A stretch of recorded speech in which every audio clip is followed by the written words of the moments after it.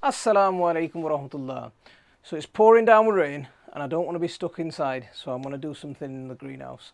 Yeah, it'll keep me a little bit sheltered from the rain, but I can get some work done and I don't feel like I'm left inside doing nothing.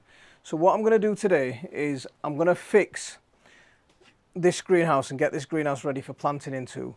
So this is the first year of me having this specific greenhouse. An old lady used to have this greenhouse before and the ground underneath it is just solidly compact. So I'm going to show you what I'm going to do with it to improve the fertility of the soil underneath the greenhouse and get some stuff planted into it. But before I can do that, I need to get some of these containers outside. So that I'm going to start shifting all of this stuff, and then once I've shifted this stuff, then I'll get planting. So this container, I'm going to plant some chilies into it, but because it's not warm enough to plant my chilies outside yet, so I've just stuck some lettuce into it and they're growing up quite nicely. So I'll start moving these things outside. So all these containers we've had, like that's a container of fenugreek. So we've had fenugreek going in there. We've taken one harvest from it already. And the roots that were left inside, they're sprouting again. So we'll probably get another harvest off it before I use this bucket to plant chilies or tomatoes into.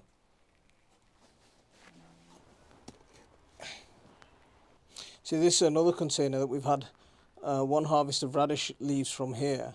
And these are a second crop of radishes. If we get some radishes, then great. If not, we're going to get another crop of leaves. But time for these to all go outside and just relax out there. Hopefully, we shouldn't have any more frosts. Maybe. But just keep an eye on the weather, because this year's been a crazy year. So this is the soil that I'm working with. I mean, look at it. It's absolutely rock solid. You've got moss growing on it. It's old soil. It's never been grown into before. So what I'm going to do is I'm going to start digging this over. And I've got a little border fork. I'm going to try and break this ground. I mean, it's not easy. It's really, really, really... Oh.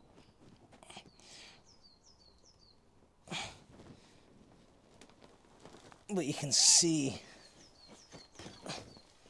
that I don't even know what this is. It's got some red... It looks almost like decaying builder's rubble down here. It's got this really heavy clay, yellow clay, and I don't know what this red stuff is. I don't know what that is, but I'm going to dig this over and we're going to get this into a decent shape to start working in.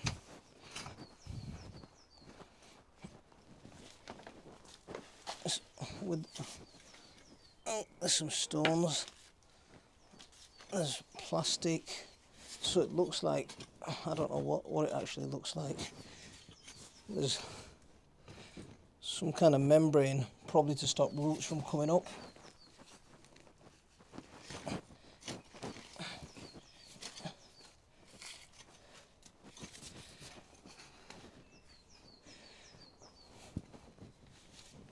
But we'll get this soil improved and we'll get this into a fit state that we can actually grow in.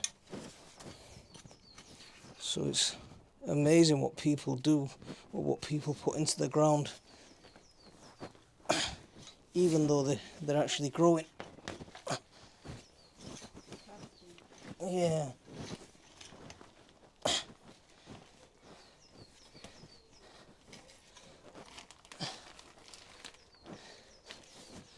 There's some plastic in here, and there's some roots in here that have probably come over from the neighbouring trees. Hardcore.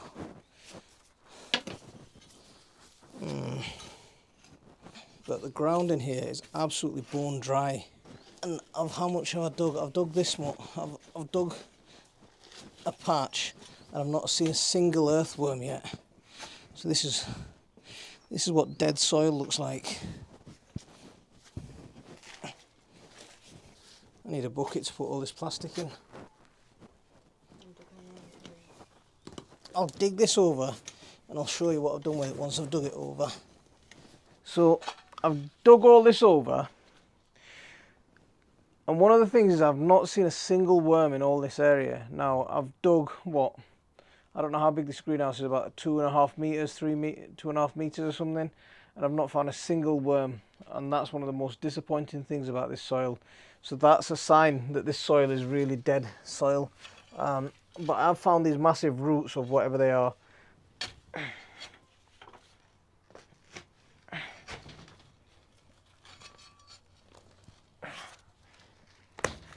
There we go. So even these roots have turned red. I don't know whether what they belong to. There could be ivy roots, because there's loads of ivy here. There's absolutely loads of ivy outside.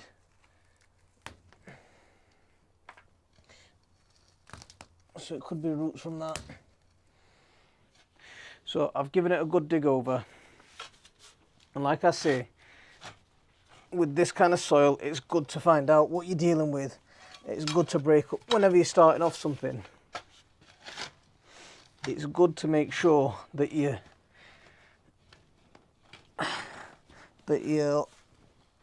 starting off in something that's you're gonna be able to grow in. And so I'm digging this a second time now. I'm going a little bit deeper, and I'm getting some of that subsoil, that clay, up to the surface, and this nasty whatever brick stuff down a bit. I have absolutely no issue with giving, whenever you're starting a bed off for the first time, giving it a good dig over. I know there are some no dig puritans that'll tell you it's a big no-no. To be honest with you, I'd say stick 2 fingers up at them and just get on with what you need to do. I just told her to stick 2 fingers up at people.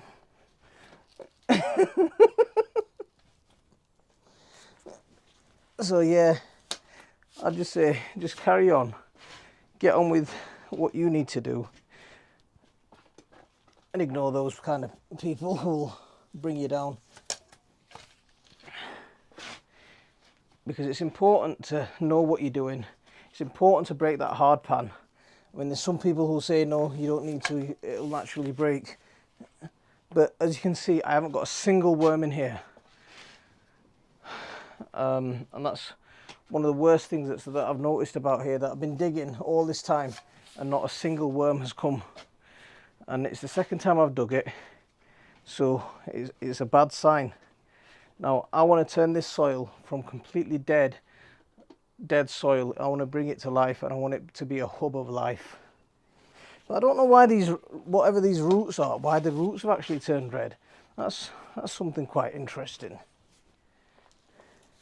Don't know if it's something in this, if it's whatever this red stuff in the soil is that's turning these roots red. But let's get these things out. And well, that's dug over anyway, and I've had a bit of a workout with that. So we'll get a few things planted. Are you recording? So I'll give it a rake and get it level. What I've done already on this part of the greenhouse is I've planted a few tomatoes and a few lettuces and a couple of marigolds as well in there. A couple of French marigolds, but they're not going to get too big, so I'm not worried about them being in here. But they're good to be in here anyway.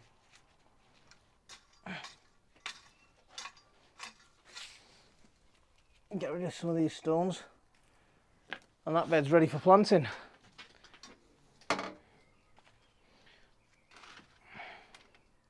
I'll show you one thing that I am going to do. See, I'm going to plant my tomatoes at the back, and this is an interesting thing that I'm going to show you something that I am going to do. So let's call in some worms. I'm going to show you how to get worms into your garden. If you want worms in your garden, the key is organic matter, and lots of organic matter. So I'm just going to dig this hole here. It's not going to be massively deep. And inside this greenhouse, I'm not too worried about any pests or anything coming in, because I know I don't get any. Not yet anyway. I might do after this.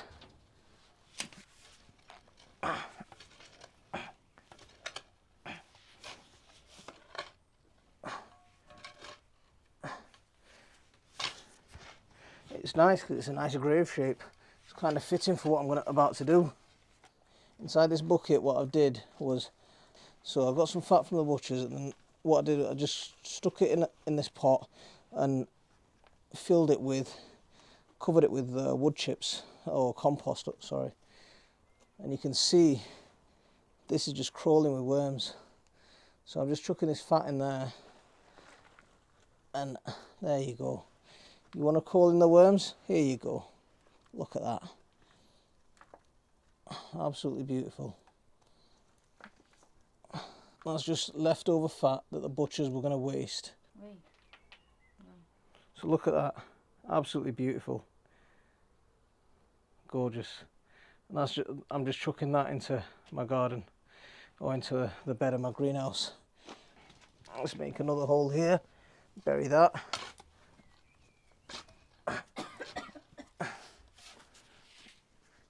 Add some more in there. Bury that. And I'm going for the centre of the bed rather than one side, because I want as that breaks down, I want the nutrients to flow on both sides. So look, it's from my butcher's. He would have had to pay to dispose of it. He's provided fertility to my garden. I've provided a service to him where I've saved him some money. And you can do these kinds of things. You can go and pick this rubbish up from people, or what seems like rubbish to people, and you can make use of it. And the rest of it is just wood chips. So I'll use that to mulch with soon. So there you go. There's a load of organic matter added to the garden for free. And because we're in the safety of a greenhouse, we don't have to worry about pests. I've got all these wood chips and it's full of worms, so I'm just going to chuck these in one corner.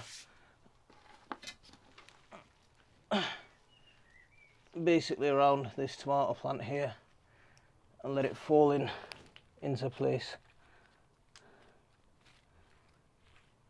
There you go. Oh, there's even some bones in here left over from cooking. So I'll chuck all the worms that were in my bucket into the soil, and that'll start the process of bringing this soil back to life. Let's get another tomato in here. Oh.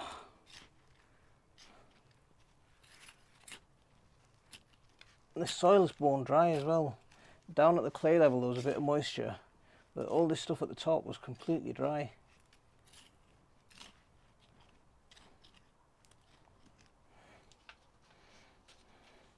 And I'm going to stick this tomato plant in, and this is a brandywine pink tomato. I'll chuck those leaves in that I've snapped off.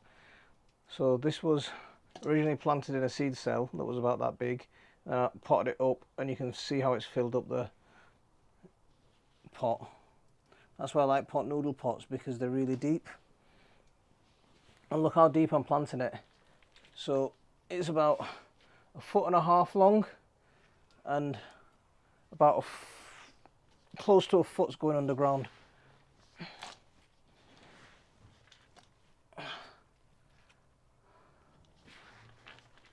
That's a good healthy amount of compost, and that should set it in good stead, even in this nasty soil, to get growing. So now that I've got a worm population in the greenhouse, all I'm going to do is I'm just going to chuck loads and loads of compost over the top and mulch it properly, and get a good layer of good healthy mulch on, and that'll go down and feed and build the fertility in this soil. My homemade compost, which is what this stuff is, and I think that's so much better because it's got so much more life in it. And I was in Lidl the other day and I found these bags for, I think they were about £2 a bag. 40 litre bags for £2. So let's open one of these up and see what these are like. I bought a couple of these. Well, I bought more than a couple of these. I think I bought about 10 of these. So let's see what these are like.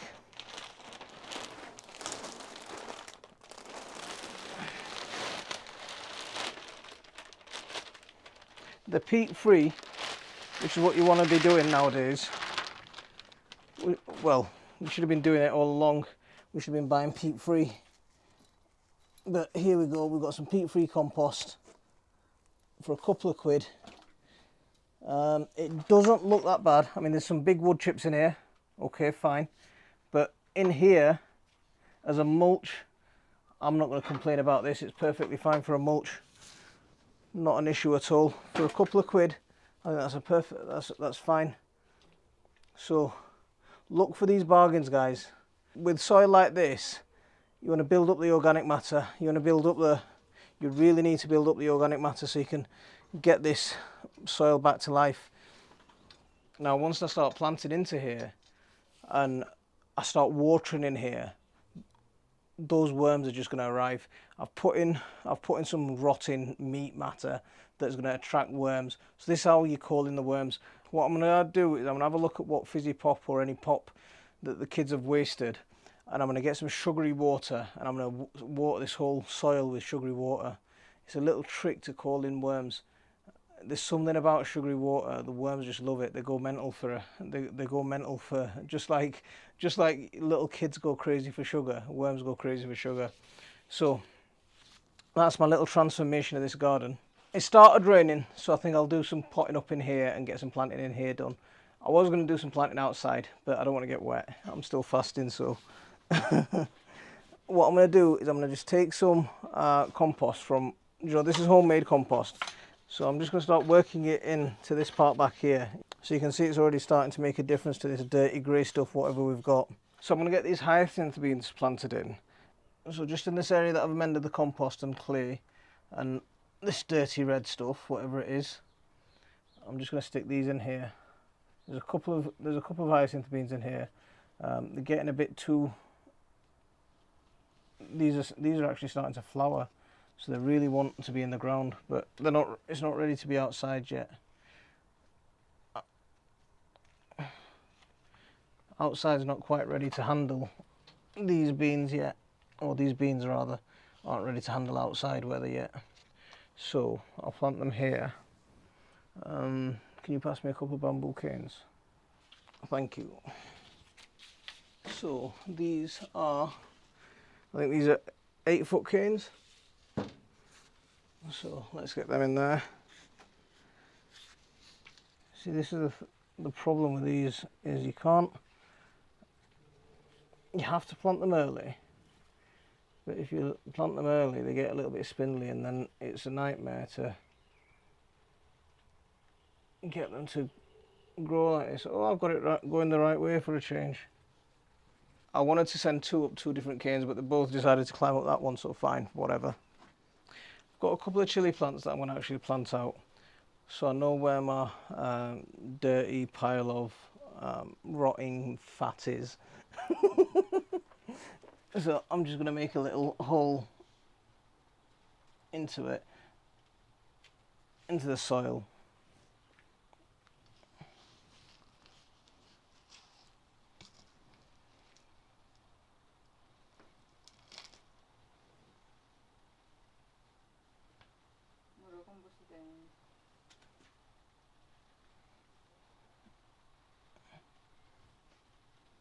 And there we go. And that's a green chilli that I'm planting. And I'm looking forward to having some nice green chilies this year.